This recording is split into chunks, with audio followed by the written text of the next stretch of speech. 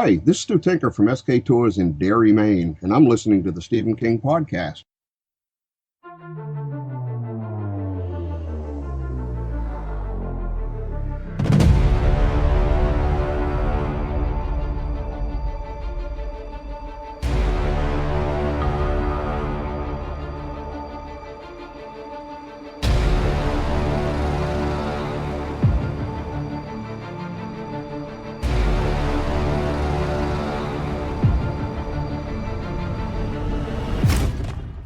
Hello, everyone, and welcome to the Stephen King podcast. Today we are back, and both of us are here today. And even though we had some technical problems, even this time, we are both here. And welcome, Lou. I'm good to be here. Yes, good to hear your voice again. Yeah. My internet and internet provider wasn't really with me last time, but now it seems to be working anyway. We had a close call, but yeah. So this should be an interesting episode. We've got viewer emails to respond to, which is always exciting, and we've seen the first 3 episodes of Castle Rock, so we'll be talking about that as well. Yeah. But as usual, let's kick off with the news.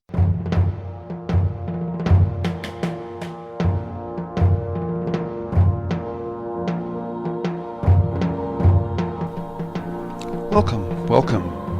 Do not fear the door that lies before you. We will protect you. We are your guides, Hans and Lou, and we will give you the latest in Stephen King news. But before we do so, you must prove yourself worthy. You must open the door and join us in the death room.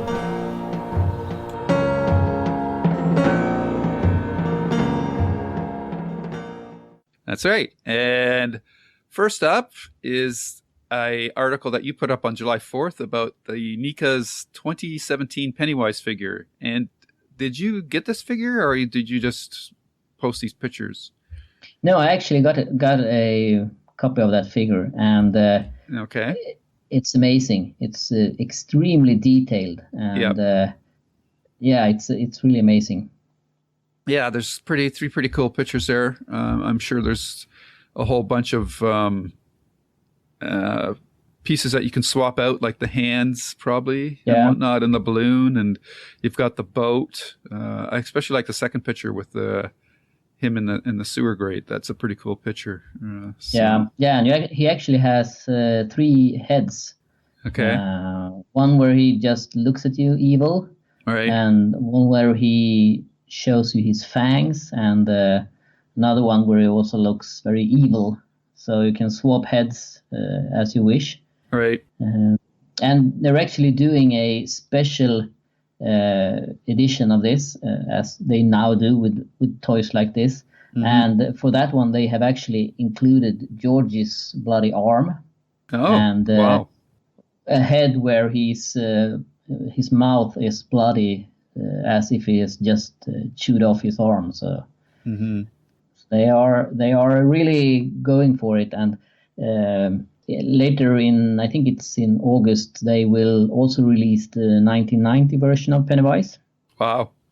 And from the pictures I've seen, it also looks very realistic and very detailed. So I consider this to be more like things you place in your bookshelf just to show it off, show how nice it is. It's not something that you play with, I guess. No. If I had gotten one of these when I was 7 years, I would have played with it. But for sure, yeah. And I'm sure 7 years old today would do the same thing. And if anyone is interested, I actually have a contest up running on my site, where one winner could win one of each, one of the 1990 and one of the 2017 Pennywise figures. So nice. Yeah, so that's up on the site, so you can just check it out. It's pretty cool. Mm-hmm. It's amazing the technology has advanced so much with these kind of figures that they're very lifelike now. It's a pretty lifelike match. Even obviously the scale is different, thank goodness, but the detail that they can get into these figures now is crazy. Yeah. Okay, moving on. Mr. Mercedes is coming closer. The premiere is set for August 22nd, and a bunch of news has come out, much thanks to Comic-Con. Mhm. And there's a bunch of cast photos up. I have them on my site if you want to check them out. And it's both old character and a couple of new characters. Right. We've got the doctor and his wife. We've got another police investigator, and Hodges' ex-wife actually shows up as well. So we have a few new faces and a few old that we are familiar with. So the photos are quite cool. And also news has come out now also from Comic-Con that season 2 will be mainly based on End of Watch, as we suspected. Yeah. As far as I know, I think they have some parts of the second book, Finders Keepers, like the fact that Hodges and Holly now has the Finder Keepers investigation bureau. Yeah. And I think they have taken some of the stuff from that book as well. But as far as I know, the part of the writer and the boy Peter, I think his name was, that what we will not see. So that's really too bad. And close to that news is that Jack Bender, the showrunner, also mentioned that he wants to do a third season of Mr. Mercedes because he thinks that story-wise they have material left. So yeah, it's called The Outsider. Yeah, exactly. But I mean that has already been sold as a separate 10-episode TV show, so that wouldn't count as a season 3, right? Well, I don't know, but maybe they would. Yeah, I think it would. Yeah, maybe. Or it could be that they would go back to doing Finders Keepers after End of Watch. I don't know. Maybe they feel that they have made us know the characters more, and the season could manage to not have them from the start. I don't know. I don't know exactly what he means by the fact that they have story-wise more to tell. I took it as a reference to The Outsiders, but there's nothing substantiated about that. That's just my wish dream that they're going to do that, because they would have Holly still, obviously, from the series, but yeah. I don't know how. We'll have to see what he's doing with season 2, but if they're going to change the ending of that, it kind of loses part of its potency that Hodges doesn't pass away. So we'll have to see. I'm ambivalent about what they're doing here.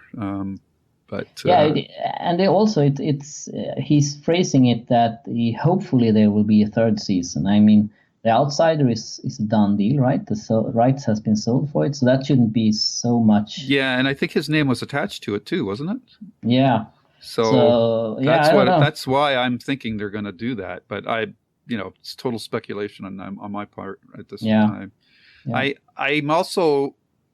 I have to take a little bit of issue with the rationale that they said that they couldn't film the second book because you wouldn't have the main cast in it for half the season. But other shows have done it. Like I know The Wire has basically run a couple of seasons with a certain cast of characters, and then they don't show up for the whole third season. They go to another cast of characters, and then they come back to the other characters in the later seasons. So it can be done.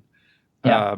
Maybe from a scheduling perspective, it was not possible with the actors. That's a different issue, but that's not what I got from his explanation of it. I mean, so what if they don't come until halfway through the book or the show?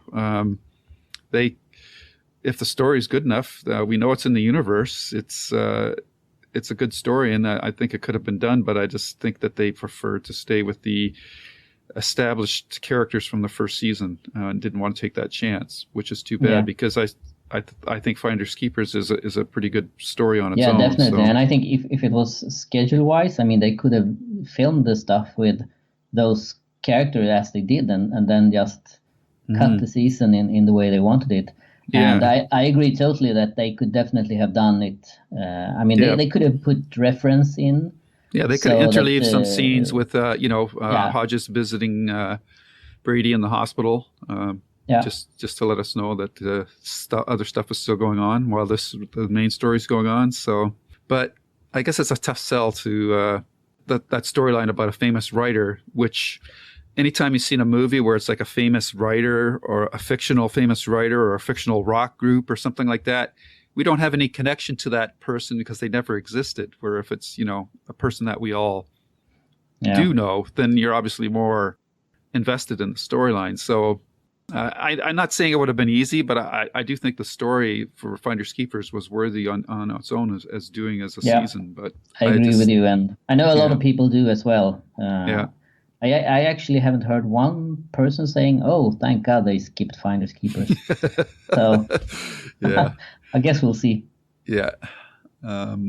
And that's all the Finders Keepers news, I guess. Yep. Okay. So dredging up an old story that keeps coming back in different flavors is The Stand.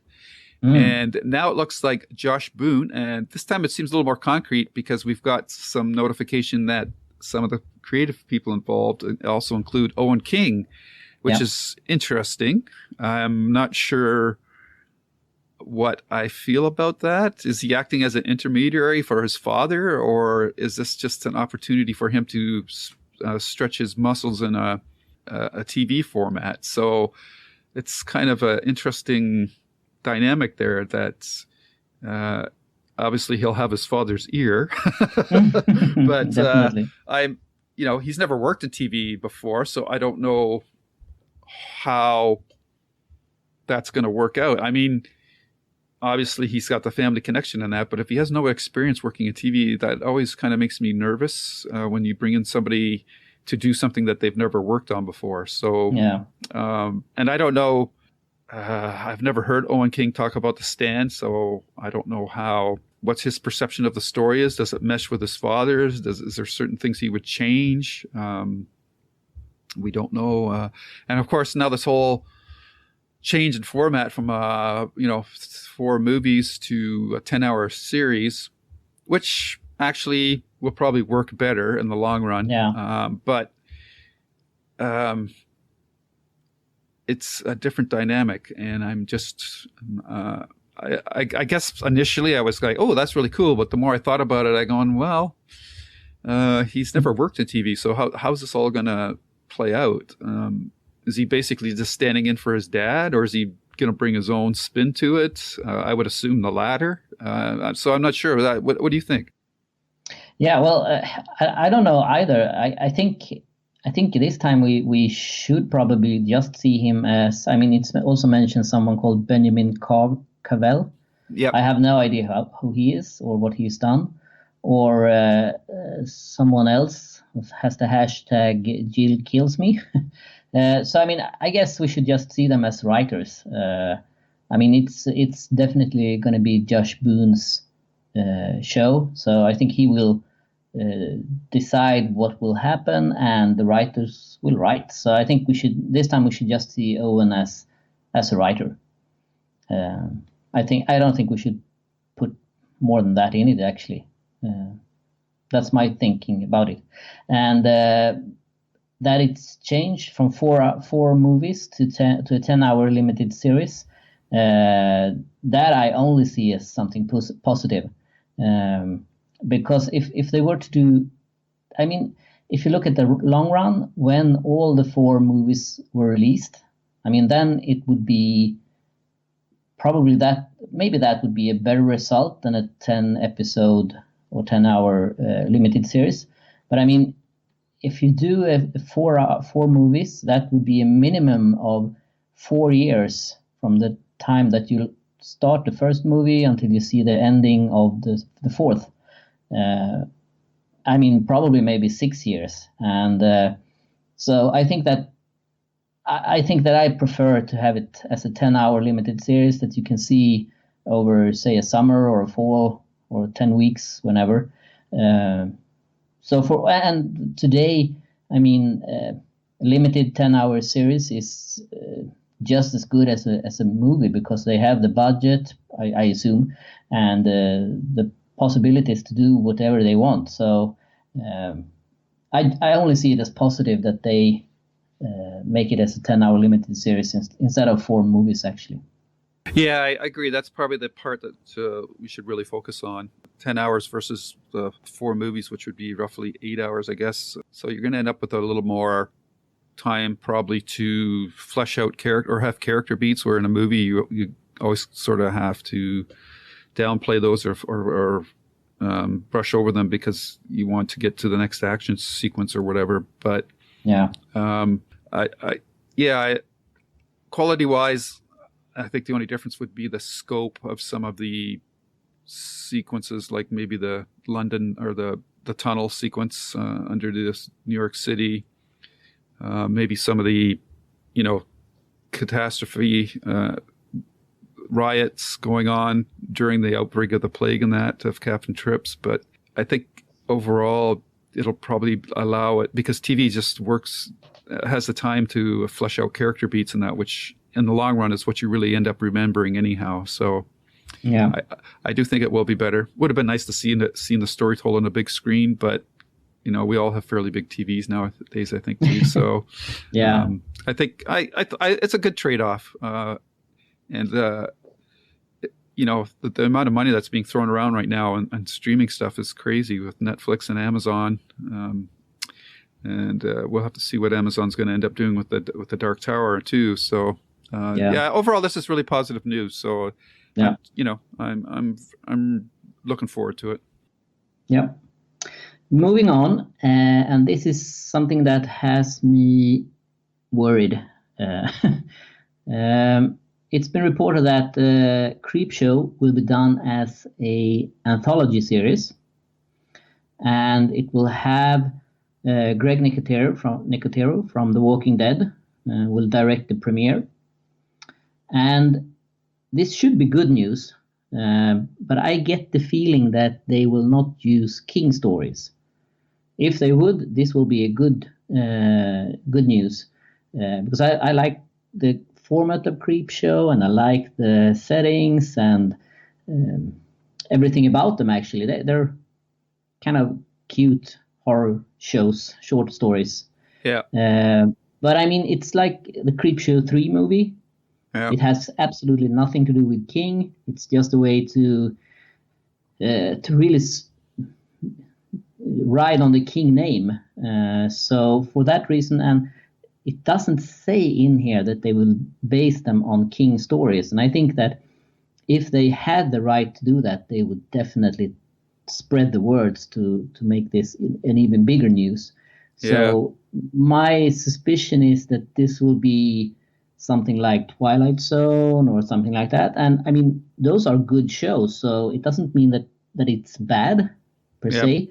But I don't think we should expect to get something based on Stephen King here. No, well, looking at the last line of your article there from July 18th, it says each episode will tell original stories. So that says it right there. It's not going to be based on any. I mean, they might use Stephen King stuff if he writes something specifically for them, but I never took Creepshow to be a Stephen King only story series. So this doesn't change anything for me. The main thing again is that it's on another streaming service on Shudder, and how many streaming services do they expect us to subscribe to? So I had never heard about this one anyway before now. So they're trying to make a name for themselves, obviously. But if it's not on Netflix, then it's probably something that a lot of people are not going to watch unless you're a real diehard horror fan. Yeah, and it makes if they want to do a good anthology series with just good horror show, then don't pig ride on Stephen King's name. Do it as its own. I mean, if it's good enough, people will watch it and they will spread and get a fan base. But this using of his show gives it a bad taste in my mouth. So yeah, I'm going into it a skeptic. which is too bad because it might be really good. Yeah. All right. So moving on from Creepshow news, now we're starting to transition into the latest Stephen King adaptation that is original, but lives within the Stephen King universe, and that is, of course, Castle Rock. And one of the things that Hulu has done that's pretty cool is they put up a 30-minute documentary about the series and Maine and the locations that inspired him for it. So it deals more with the locations and things of that nature and less about the actual show itself. But it's definitely worth a watch, and I thought it was pretty well done. I think Hulu has done a great job promoting Castle Rock, both online, and they had, at least from what I've seen in pictures, quite a good presence at Comic-Con, and I think they're doing a good job. And each year I regret that I can't be at Comic-Con, so this year it would have been really nice to be in there. It was a lot of good stuff. Yeah, it's pretty crazy at Comic-Con. I don't know if he would have survived, but it's pretty crowded. It's a pretty crowded place, but it's good to see Hulu really getting behind the series. And when we start talking about the show, I think it's an investment that's going to pay off for them. Yep. But before that, we have some news left, and one is yet another film adaptation of a King book. Surprise, surprise. This time it's from a Buick 8 that's going to be filmed by a company called Hyde Park Entertainment. I've never heard about them. It's owned by Ashok Amritrais. Sorry, I'm bad. Pretty good. Ashok Amritrais. Okay, I'm sorry. William Brent Bell will write the script. He helmed the STX release The Boy. Not sure exactly what that is. And The Devil Inside. So I don't know much about these movies or people, but it's an interesting choice from a Buick 8. It could be good if it's done right, but it's also one of those books that if it's done with a low budget, it could easily be kind of cheesy. Yeah, this one has a high factor of cheese being introduced for sure. Yeah, it's funny. I think that this is the least adaptable of all King's books because it's just, the concept of this car staying in this one spot and doing these things. It's kind of, I don't know. It just cinematically, it seems very difficult to me. It's kind of like the situation that you have with all the Jurassic Park sequels. You have to, the first one, it was really good, but then after that, people have to act really stupid to make the movies work after that. Like, you just went through this whole thing, and now you're going to recreate that whole problem. Yeah. It's kind of like the Jaws sequels. Like the first movie works, but then after that, you have to keep coming up with these really incredibly lame story ideas to make the sequels work, and they never do work. So I think with this one, once the car kind of kills the first thing, it's gonna like why are you guys I don't know. I just think that the cheese factor here, like you said, if it's done on the cheap, could be really, really high. And it's more of a internal story for this one character. I just don't know how well you could translate that to the screen. I'm pretty nervous about this one. I mean, anything can be made into a good movie, but some ideas just have a higher hill to climb than others. And I think making a solid movie from a Buick 8 would be probably one of the harder adaptations of a Stephen King book to make. Yeah. Could it be that we're running out of King books to film? Has the rights to most of them been sold? So they have to go with the real difficult ones? Probably. I mean, this is like why why wouldn't this have been made by now by somebody else? Like, Yeah, exactly. I think they look at the story and go, I don't know, man, this is going to be a pretty tough sell. A car that eats things, eats people, but doesn't go anywhere. I don't know. It's just not an easy adaptation, and I think that's part of the reason why it hasn't been done yet. Like, how do you sell it? Like, like an evil car movie always has a car running over people or moving or something, right? This car's just sitting in the garage. It's kind of like you'd be better to do something about an Egyptian tomb or something with a mummy or something. Yeah. Maybe they'll change the plot a little bit. Yeah. Introduce a mummy and make the car move. Yeah. Okay, we'll see where that one goes. But again, it's early stages. It might not even ever get in front of the camera. So we'll see what happens with it. Up next, actually, some actual Stephen King writing news. He posted a picture on Twitter on July 15th about a old iPhone, the first one from 2007.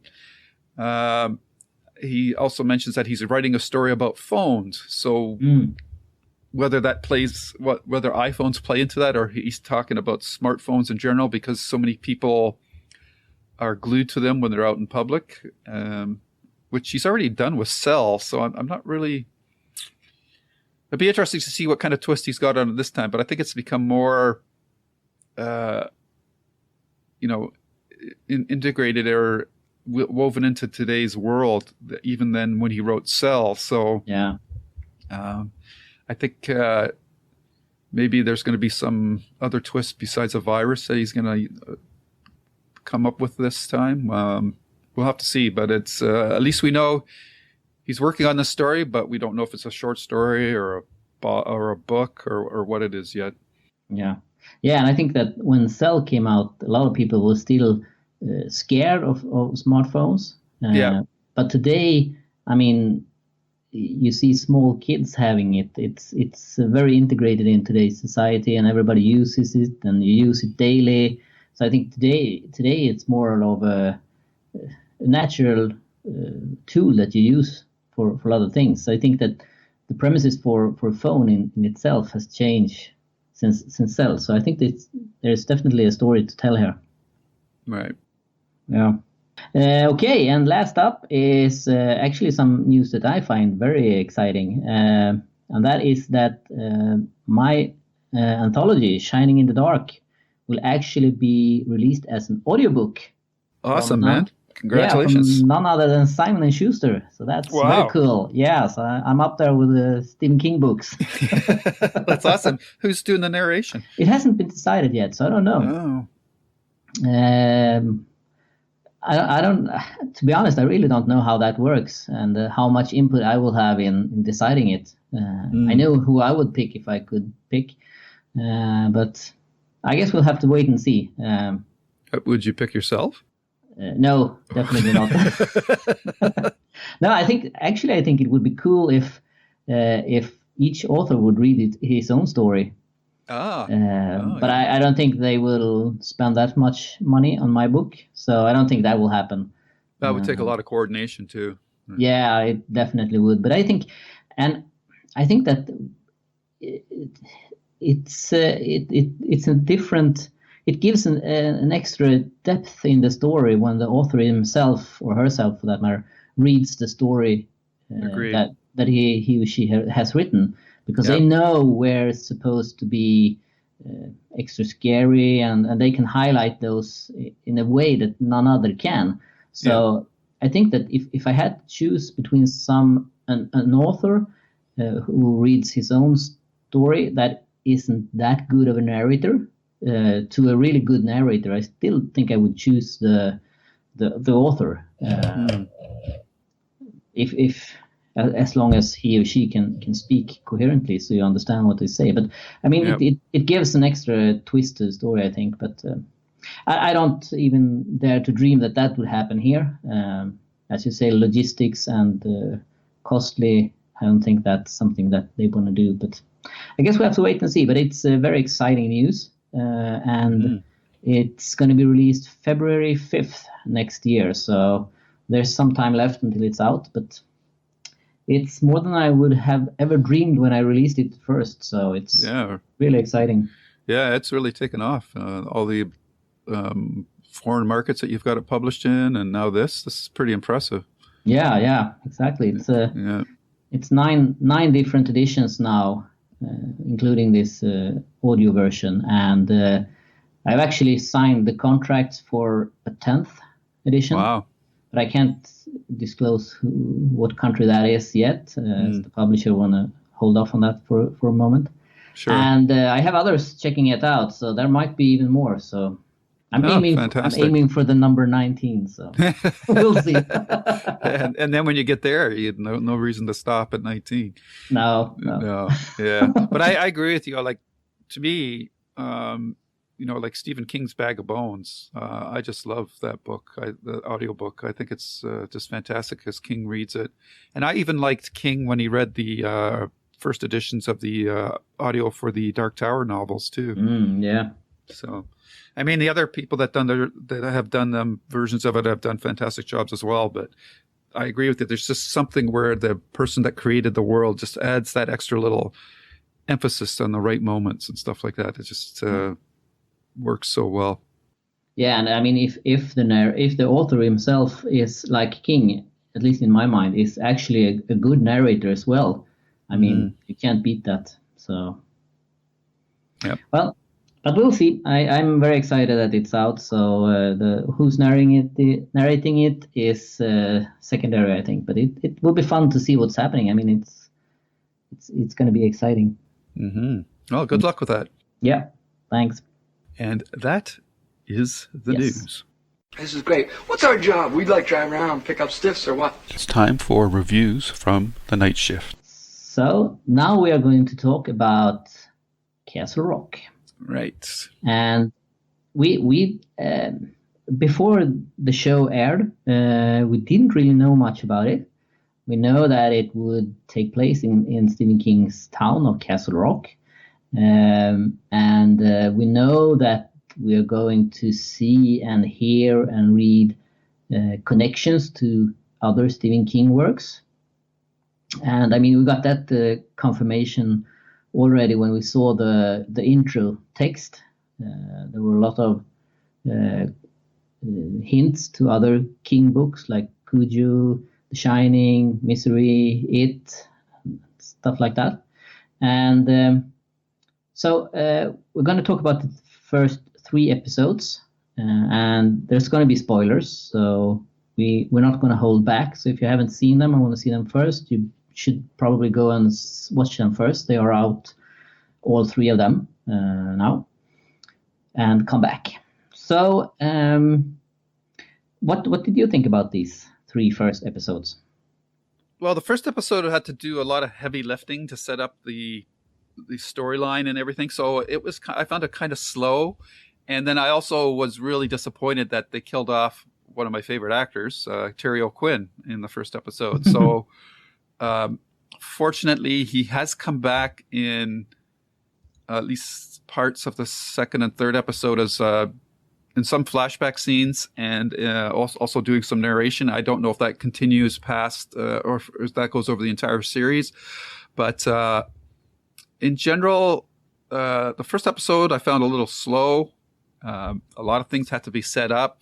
You're getting used to this new world. I did like the production quality of the episode was top notch. Though there's no, the money's all on the screen. The Castle Rock town itself looks really cool, very Maine-esque, and the shots of Shawshank Redemption, the Shawshank Prison. I guess the main part of the building is still there because it still looks or matches up to what you see in the movie. Though there's other shots that are obviously aren't quite the same, but it definitely invokes images of the movie version of the prison. So that works out fairly well. I think the cast overall is really good. The main character, what's his name? Andrew Holland. He's doing a really good job as Henry Deaver, and all these character names are obviously tying back to connections in the Stephen King universe. So like you've got Henry Deaver, Molly Strand, Jackie Torrance, Ruth Deaver, Alan Pangborn, played by Scott Glenn.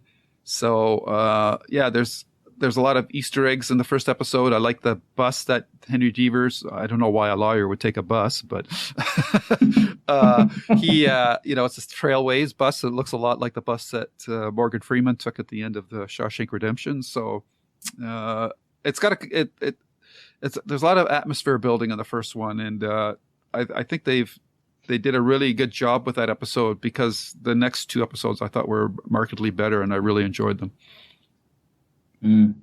Yeah, I really enjoyed the show as well, and one of my worries before was that they would throw in so many connections to Stephen King stories and character and stuff like that, so that it got too much and it really didn't fill any purpose. But I think they're doing it very tasteful, and it's you see names and stuff where it could be, and it's just in the sidelines, and it's like Molly Strand. I'm thinking of Molly in Stand, stuff like that, and Jackie Torrance.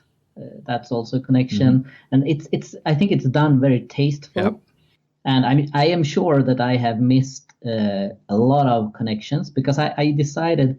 I had two choices when I saw the episodes, that either I would see it like a Easter egg hunter, or I would just see the show, catch the eggs that I catched, and let the story play out. And I choose the later, because I figured out that there will be tons of videos and articles online, and there are. I've checked.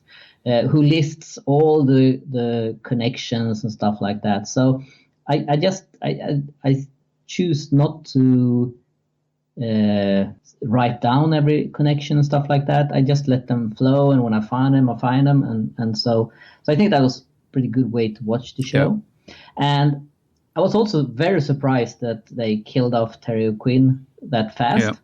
But I think that's also part of the shows that I really like, because I like it when actually big characters can die. And that is one of the reasons that I actually really enjoyed Walking Dead, the first seasons, because the main characters actually did die. And in many shows, that, these 5 or 6 core characters, they won't die. Yep. But here you have Terry O'Quinn, who is a huge actor, and he dies after 15 minutes or something like that. Yeah, in a pretty graphic way. Yeah, and I was so sure that when he's in the car and he has the noose around his neck and his foot on the gas, and he sees that dog, and he smiles, and I was so sure that was something that was going to change his mind, and instead he just floored it, and the car spun off. So I really like that, and it's the same as I think it's the second episode with the guard who runs amok. That was also a very big surprise, I think. He didn't see that coming, and also the ending of that episode when he's shot.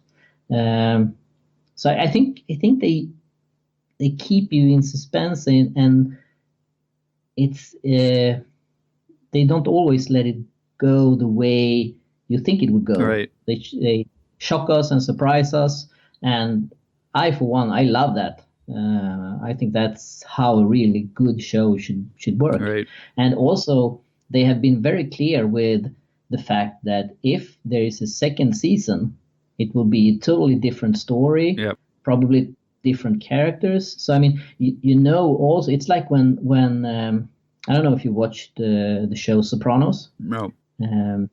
When they announced that this is going to be the last season, everyone know that this is the last season. They don't have to hold back. Anyone can die. I love that mentality that no one is safe. Yeah. And I think that is something that they have really succeeded with here. Yeah. And not just that, but I think they've really succeeded in making the Castle Rock town a character too. I mean, it was quite clever that they had that diorama model of downtown Castle Rock for Molly Strand's revitalization project and that. But you go into these houses and they look like old farmhouses, or they really look like lived in places and that. So I'm sure they've done a lot of location shooting in that. The bowling alley bar where she meet, I think it's her sister. Yeah. So, it just really feels like a real place. I guess the couple of niggling things I've gotten so far is the Terry O'Quinn character, because it's revealed, or we're led to believe so far after the first 3 episodes, that the Bill Skarsgård's character, who's just known as the Kid, is some sort of demon or the devil itself, that he's been hiding down in that closed wing of the prison for all these years, and that character's the Kid has never aged. So why would he kill himself if that boy still needs to be protected? Like he did send a letter to Pangborn in the 3rd episode, but saying that there's one protector left in the town. I'm assuming it's Henry Deaver, but the scene makes it seem like it's Ellen Pangborn, but he burns that letter. So that's interesting as well. So I like how the Kid storyline is playing out, and you're wondering where that's going. His cellmate, the motorcycle tattooed guy, being autopsied and found he died of cancer in all his organs. So, all this quiet stuff that is going on with the Skarsgård's character is really interesting. The relationship between Henry Deaver and Molly Strand is interesting. She's really psychically tied to him. She has some sort of shining ability. So that's interesting as well. Sissy Spacek's character hasn't really had a lot to do yet in the first 3 episodes, so I'm not really sure where she's going, but she seems sort of pretty out of it right now. Like she's kind of got Alzheimer's almost at times, because she lives in the past quite a bit. So there's some interesting storylines going on. I'm just hoping that they're not throwing certain scenes at us that are just creepy but then really don't come back to have any meaning. And I'm thinking specifically of the scene where Molly has to go to that motel to get more painkillers, and it's that trial being held by all those kids, and that seems creepy. But was that just created for that one particular scene, or is this going to come back and have some? Hopefully it does come back and has some point in the story, because I just don't want creepy scenes that are creepy for the sake of being creepy. There should be a reason behind that. Kid kangaroo court, whatever you want to call it. So that's probably the things that are the one thing that's concerning me the most, is if there's just showing creepy scenes for the sake of being creepy without any purpose. And I guess after 3 episodes, I was hoping for some more scary stuff than what we got. I mean, it's still building, it's still layering the tension or the atmosphere of the town and everything, and we're learning the history in that. So I guess I have to be a little more patient with that aspect of it. But I'm very happy with the cast. I think they're all doing great jobs, and there's some creepy stuff, like the young Molly when she goes across the street and pulls the breathing tube out of the Henry Deaver's stepfather's throat. That was kind of creepy. Yeah. Really? Yeah. So, and the fact that the kids in that court knew that she had committed a murder is also interesting. How did they know that? So I don't know if that's sort of like a kiddie cult that's going to have some sort of play in the story. I hope it does. Maybe it's Children of the Corn. Yeah, like it's a little bit of Children of the Corn. Yeah. Yeah. But it's definitely got a creepy vibe to it. It's got a really good atmosphere. I'm invested in most of the characters. There's not one character when they come on the screen and I go, oh God, not this person again. I can't wait till we're through this. So that's good. Everybody seems to have an interesting backstory. As I said, Sissy Spacek doesn't her role in the series doesn't seem that clearly defined yet, as well as the girl. What's her name?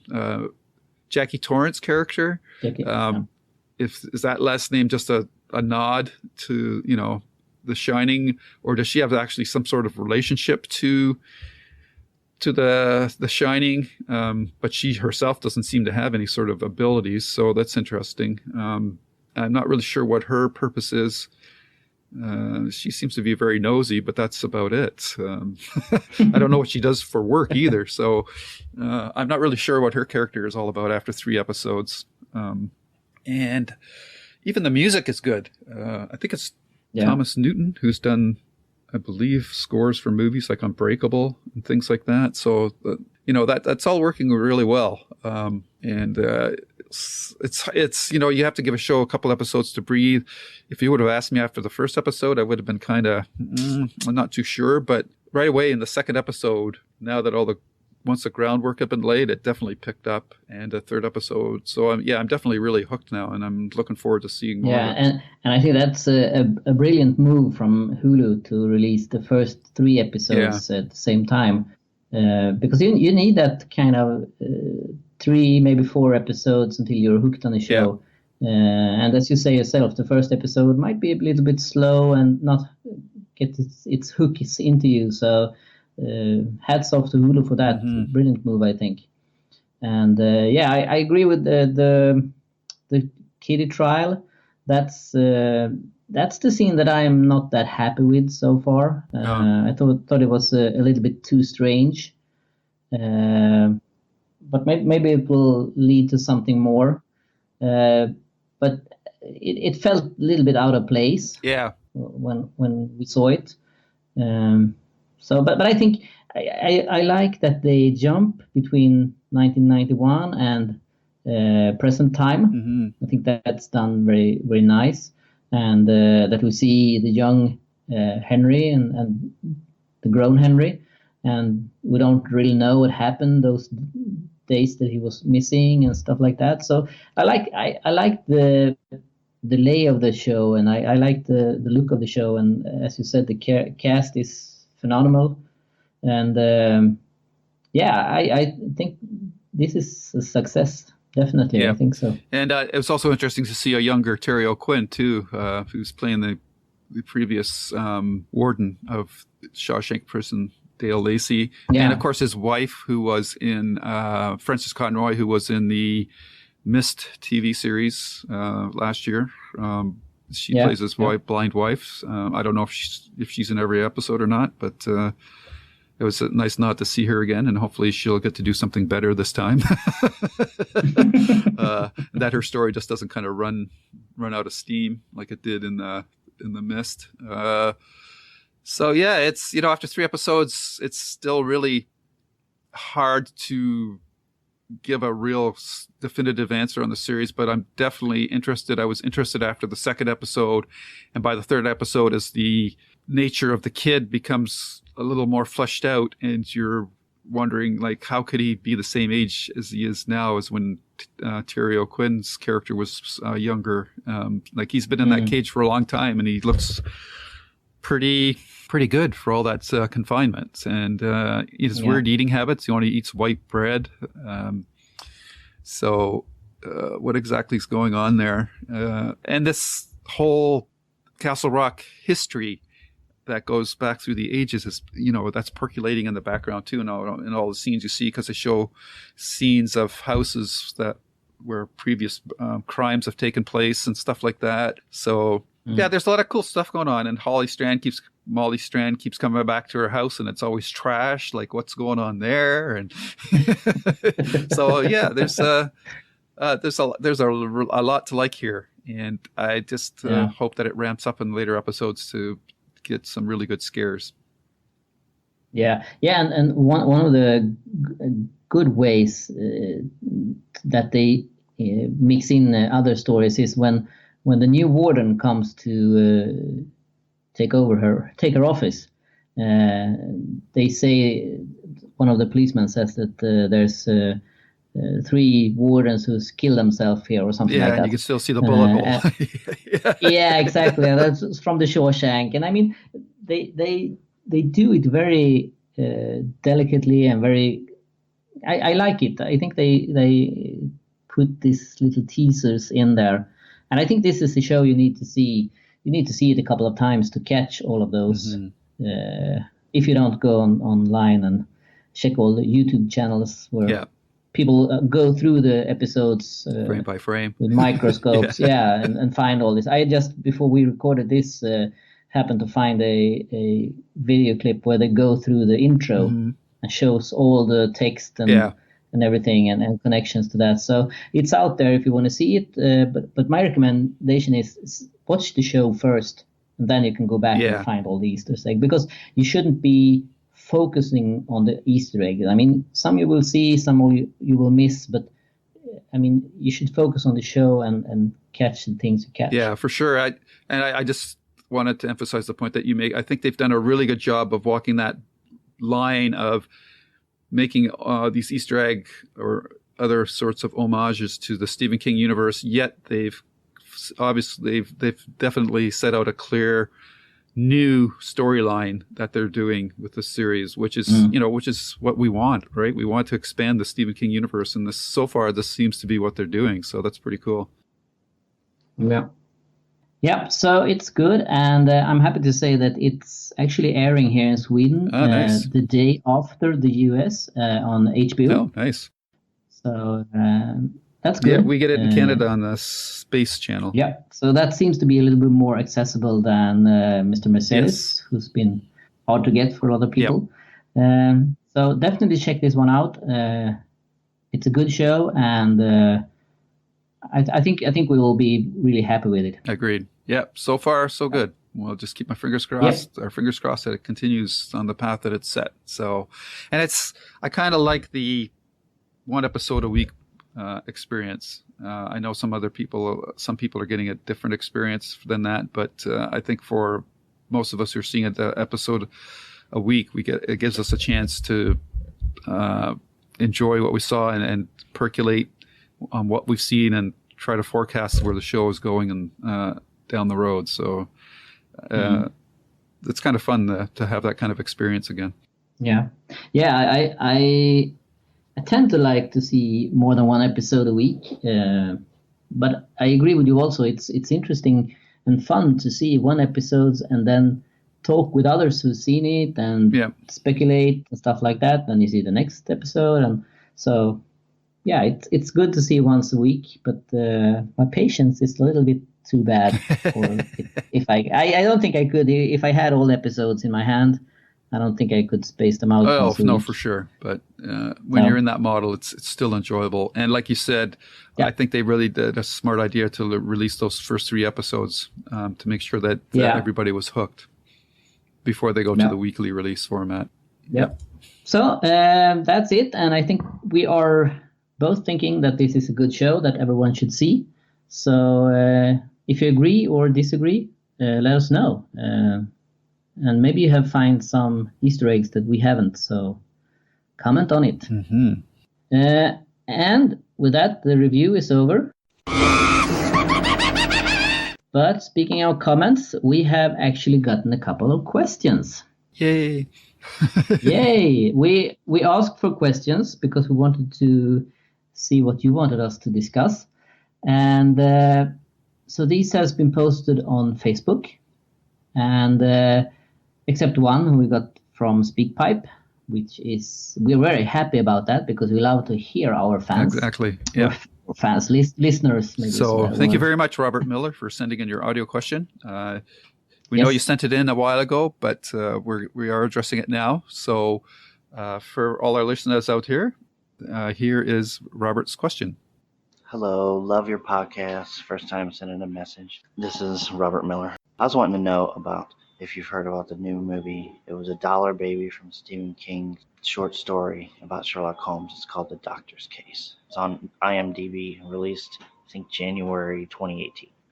I don't know when your next podcast will be. I'm glad you're finally back. Hope the surgery is a complete success. You guys are both great. Thank you. Hope to look forward to many, many more podcasts. Thank you for listening to me, and thanks for letting me be able to listen to you. That sounds corny. All right. Hope you have a good night, day. Okay. So that's interesting. And thanks very much for the well wishes. That's, due to the time lag of releasing these episodes, that's already over 2 months now. So I'm fully mobile again. So that's pretty good. Now I just have to get ready for the next knee, which will be in January, and then I'll do the whole process over again. But I'm feeling good, and I'm definitely glad that I did that. As to your question about the doctor's case, we both thank you for that, because it's brought up some interesting information that me and Hans weren't aware of. First of all, I wasn't even aware of the Dollar Baby version of this, but we also found out that there's actually a professional version being released as well. So why don't you cover the two curious doctor cases, Hans? Yes, one that we don't think is Dollar Baby, at least, both because it's longer. It's I think it was 1 hour and 10 minutes, right? Something like that, yeah. Yep, and it also has some very interesting actors in it, and I mean that doesn't have to be the case or any evidence that it's not a Dollar Baby. A Dollar Baby could also have interesting actors in it, or actors. But as Dr. Watson, you have William B. Davis, who is known as was it the cigarette smoking man in the X-Files, and you have, as Captain Norton, you have Denise Crosby, who is known for her role as the mother in Pet Sematary. So you have strong actors here, but we really don't have much information about this or the other one, who we suspect is the Dollar Baby, who is done by a director called Michael J. Roberts. And both of these are listed for 2018 on IMDb. So, and one of them actually, do you remember which one that was, Lou? That aired on a film festival yesterday. Yes, that was the professional version. Screened at the New Hope Film Festival. And that is outstanding independent films from around the world. So hopefully, whether this, obviously they want to get their product visible out there to hopefully sell it to some distributors and whatnot. So hopefully we'll see this version show up somewhere, maybe on Netflix or something like that. And it's gotten good reviews, and it looks like the people that have seen it are very enthusiastic about it. So hopefully we will get to see this version of the doctor's case. It looks pretty good. Yeah, and as long as it's not the Dollar Baby, it can actually be shown on places like Netflix or such, because Dollar Babies they can't make any money of, so that right. Those are only shown at film festivals. But if we are right and the longer one isn't, then maybe we'll see it. Mm-hmm. You got to think that somebody would come up with the proposal to Netflix or Amazon that because of all the Stephen King short stories, they should just have a Stephen King short story adaptation show. I don't know what you would call it, Stephen King's universe or something. I mean, Castle Rock's kind of doing it. Sounded like at one point Creepshow was going to do that, but it's now going to original stuff. So there's still, I don't know if I've ever heard of an author's every piece of written work being adapted, but he's got tons of short stories that could be adapted. It's almost like a Twilight Zone, Stephen King's Twilight Zone or something. Yeah.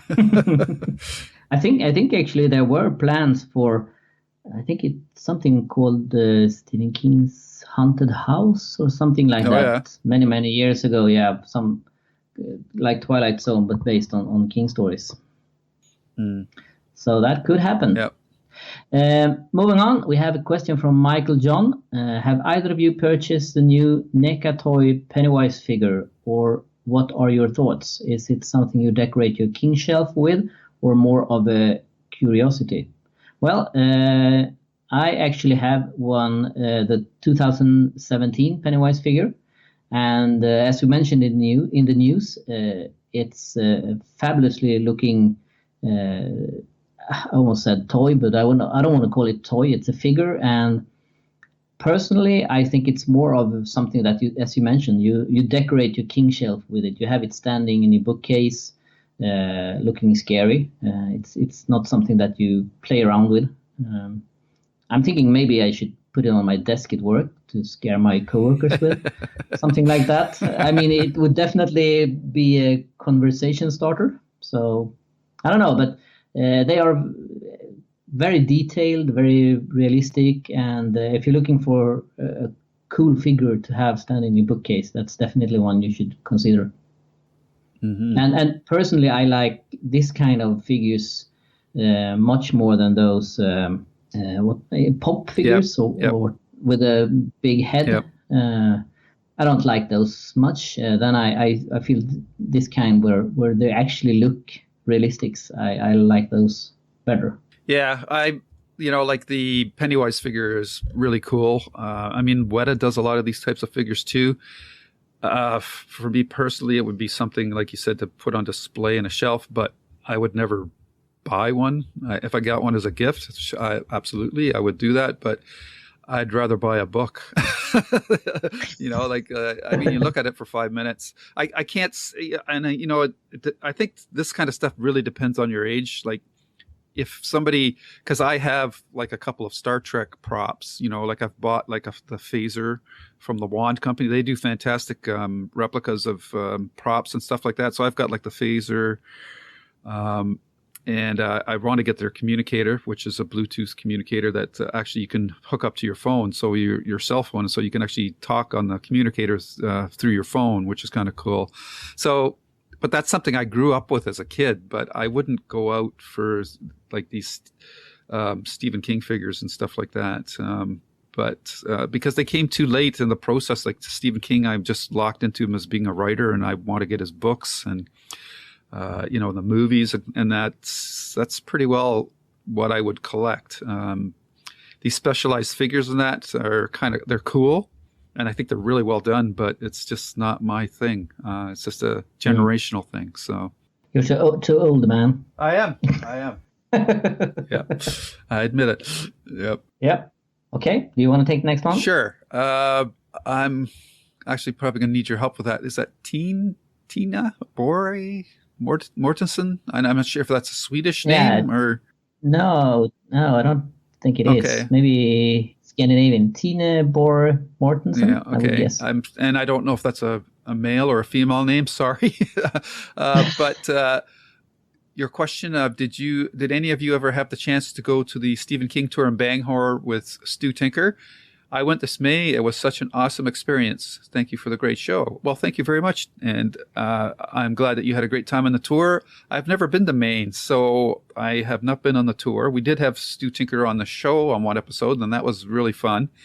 And Hans, I know you've been to Maine, but I don't know, did you do the tour with him? I don't remember. No, I was actually in Bangor, Maine in '98. So that was before Stu actually had the tour, and he was... At the time, he was running Bet's bookstore, so I was actually there visiting him, and I bought a copy of The Long Walk while I was there. But I did see the standpipe, the Paul Bunyan statue, the Field of Scream behind King's House, and King's House, of course, and a few other things. So I did a small tour on my own, but we didn't have a car when we were there, so... Bangor is a tricky town to move around in if you don't have a car, so it was a bit complicated. But we saw a couple of cool places, and we actually visited the Bangor Library, public library, because this was back in '98. So in order to use the internet, you had to go to a public place to do that. So we did use the computers there to email home to our families in Sweden, saying that we were okay. And while my girlfriend did that, I actually got myself a library card at the Bangor Public Library. So I did that. I haven't used it, but I still have it. So it was a cool experience. Yeah. But I would love to go to the tour, and I know from people who have, and also we talked to Stu himself, and it's definitely worth it. If you go there, don't miss it. Yep. I will hope to go someday. Yes. Yeah, that would be cool. Yeah. Next up, Vesela Prushkova. We know you have been to Bet's bookstore in Bangor, which specializes in rare and limited copies of King's books. The same one that was flooded last summer, and a bunch of priceless books and manuscripts were ruined. Could you tell us more about this legendary place? Well, first of all, Bet's bookstore has actually been two bookstores, because the one where I was back in '98, that was run by Stuart, and he then later sold it and closed shop. And Bet's bookstore today is only a online store, actually run by, I should remember his name, but I don't right now. But it's betsbookstore.com, I think. And the bookstore that was flooded was actually Gerald Winters and Son, who has somehow taken over as the Stephen King bookstore in Bangor. So while it's not the same store, I would say that it's the next generation of King stores, right, in Bangor. And I mean, it's totally devastating that those priceless books and manuscripts were ruined. But it's not much you can do about it. I would love to go there and visit that bookstore. And if I ever go to Maine, I will definitely go there. Mm-hmm. Yeah, my understanding was the initial estimates of damage were far greater than what actually happened. So the number of books that were lost was smaller than what originally was thought. So that's good. That's good. Yeah. Okay. All right. Next question from a previous guest that we had on, Bryant Burnett, who did a great job talking about the music and Stephen King. His question is, we all know the books are better than the movies. Are there any exceptions among King's works, in your opinion? Well, I know what you were going to answer to that. Yeah, that's a softball question for me. That's a lob ball question. So what about you, Hans? Well, I know your answer would be Shawshank Redemption, and of course that is a great movie. Mm-hmm. But I think I would still have to go with this written story as the best option. With that said, I mean, movies like The Shawshank Redemption, The Green Mile, Gerald's Game, those are superb movies and really, really great movies. But it's hard to beat a book because you can draw so much in your own head.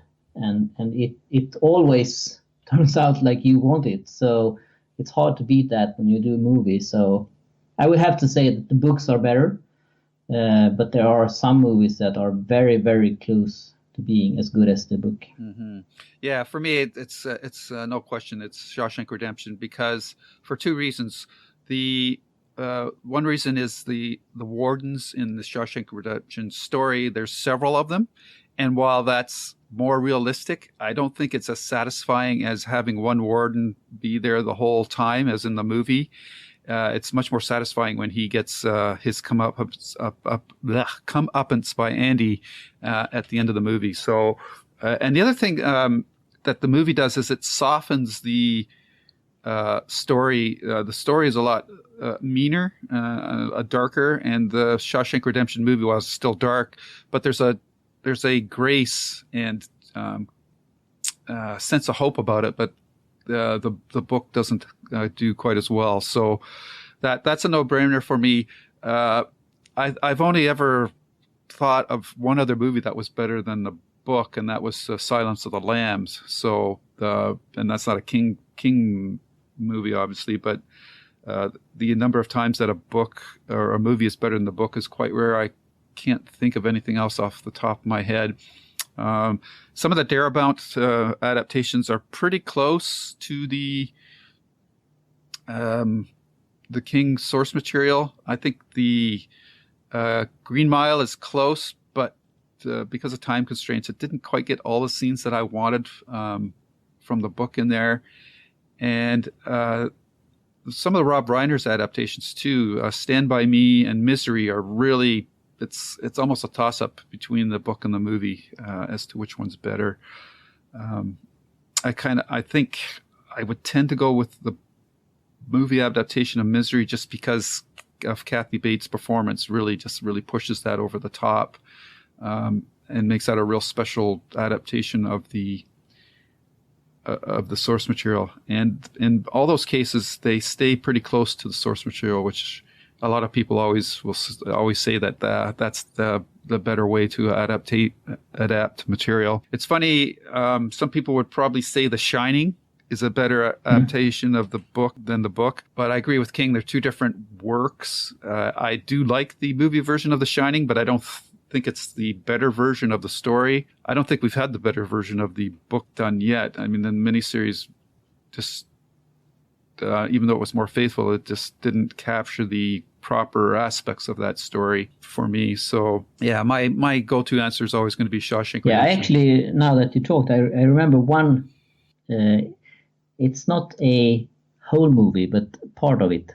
I actually like, and now people are going to think I'm crazy, the ending of the Mist movie better than the ending of the story. Yeah. Yep, that's another good adaptation too. Yep. Yep. Yep. Okay, moving on. Katja Christensen. How do you feel about all things being 19 and all the connection in his works? Is it still fun for you guys, or is it old news that characters and places pop up now and then? Well, I think we answered that question pretty much when we reviewed Castle Rock. Mm-hmm. I love it. I think it's perfect. I think it's really nice when King puts small connections in. And as for his written works, I think he just does it with style every time. Sometimes in movies it could be a little too obvious, but mostly it's done good. So I think it's a good thing. And I still think it's fun to see known character and places pop up in other works. Yeah, it's all about execution. Like for me, like the Cujo connection in the Dark Tower, I thought that was really forced. I mean, that dog was never in the city. So it's kind of like, why are you showing me Cujo in downtown New York or wherever it was? But in something like Castle Rock, that's where all this stuff happened. So to see these things in the corner of the screen or in newspaper articles and that, it doesn't feel forced because it really happened there. So I think that's why in Castle Rock it's really worked effectively. Whereas the Dark Tower, I think like the Pennywise balloon figure in the forest and that, yeah, it's nice to see it, but I prefer it to be more subtle, much like the way Castle Rock is doing it. And I don't want these connections to make the King universe feel smaller, and I don't get that with Castle Rock so far. It just feels like it's part of the history of the town. If they start referencing things in Castle Rock that happened under the Dark Tower or something like that, or in a non-Castle Rock main location, like if something from Duma-Key were to be referenced, I would go, okay, that's kind of pushing it. So it's really about execution, and it should always be in the background. It shouldn't draw your attention away from what's happening in the story, because that's the important thing. It's like special effects in movies. They should be there to support the story. They should not be overpowering the story. Yeah, I agree. Okay, and Katja asked some more continuing questions about 19, and asked, how much do you think he planned in Dark Tower with himself with 19, or was it Gan all along? He gets run over and thinks, hey, I could use this. And then he has some other questions. But why don't we answer the Dark Tower questions first? I think that a lot of the things that King did with the Dark Tower were organic. I think obviously the accident changed the flow of that series. King draws upon things that happened in his life. If he hadn't had the accident, I think the Dark Tower series probably would have come out quite differently. He definitely uses things that happen in his daily life.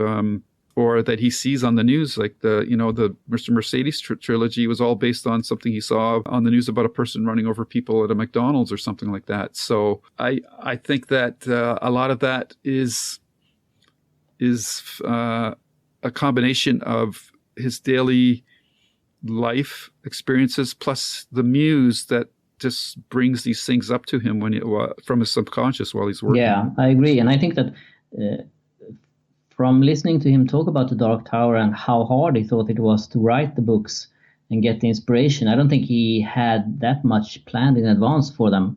So I think he pretty much wrote what came up to him. And of course, he got run over and thought, maybe I could use this. And maybe that was the thing that made him decide to put himself in the story. I don't think that was something he planned from the beginning.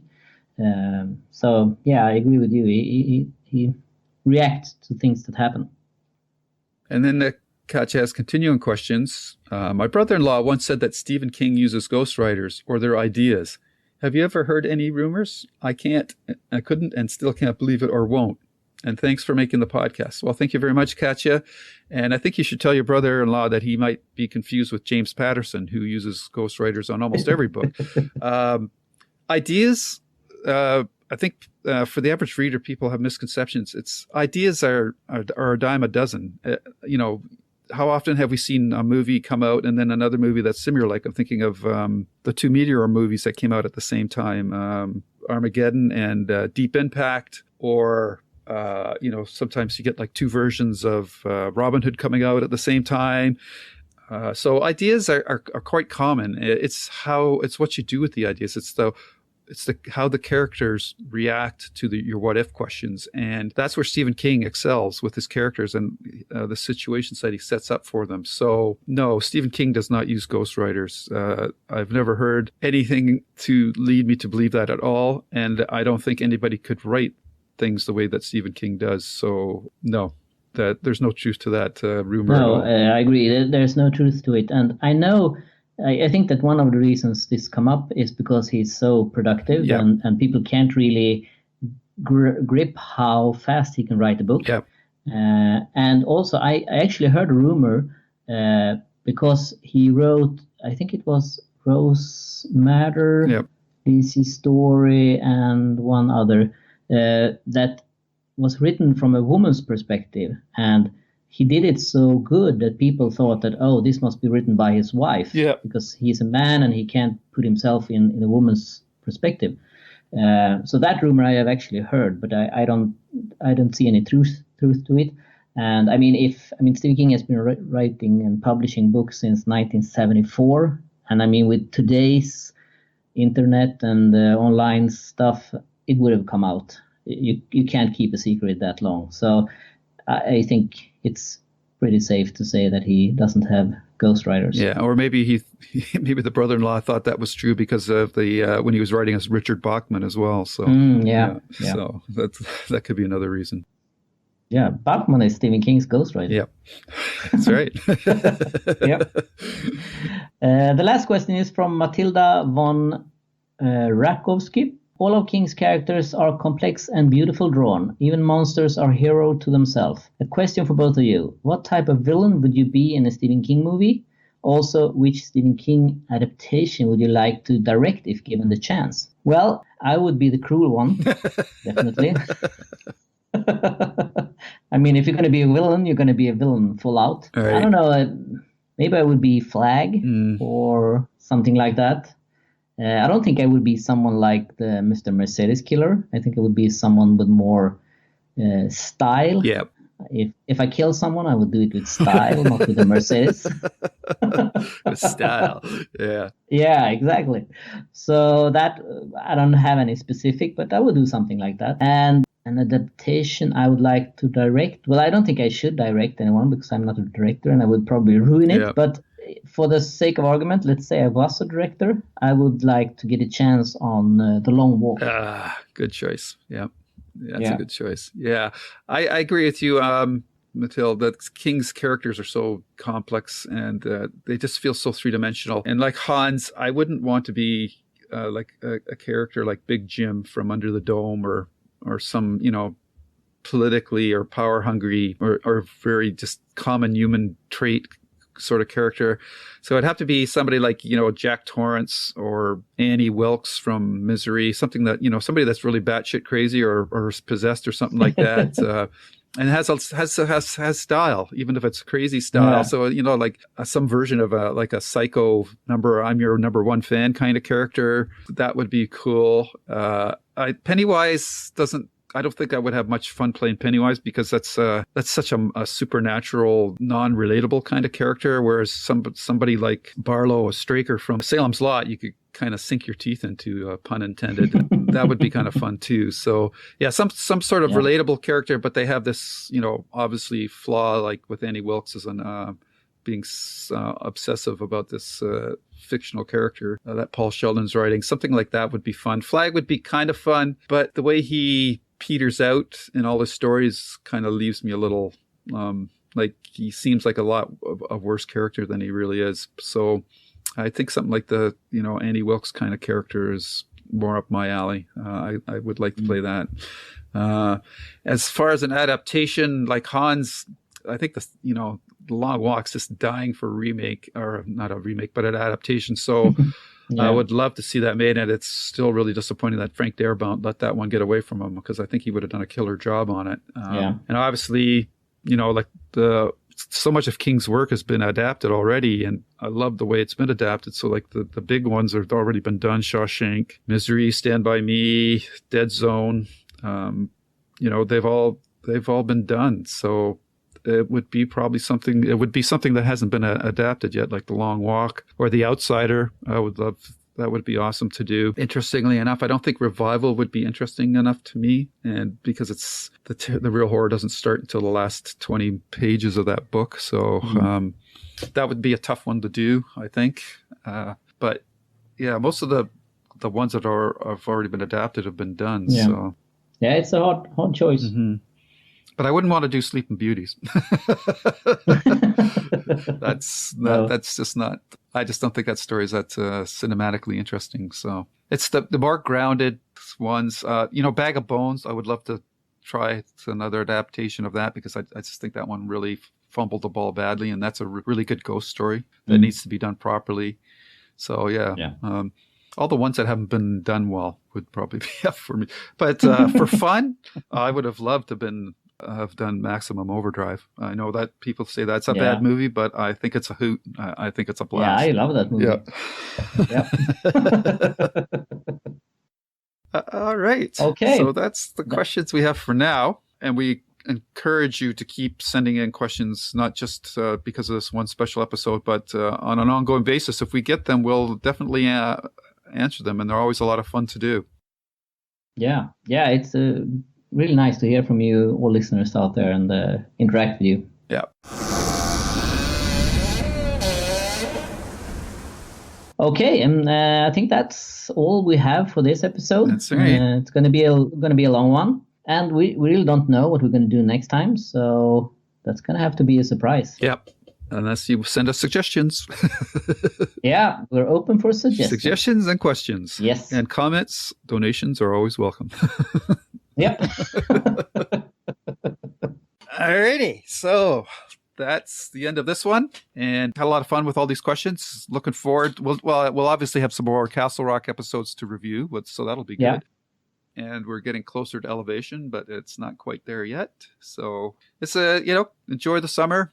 Watch those Castle Rock episodes. Maybe reread The Outsider or something. I think there was an audio edition of something coming out too, besides your book, but I can't remember. Maybe I'm confusing that with something else. But anyhow, as always, stay safe. But stay scared. Bye-bye. Bye-bye. The end. Cool.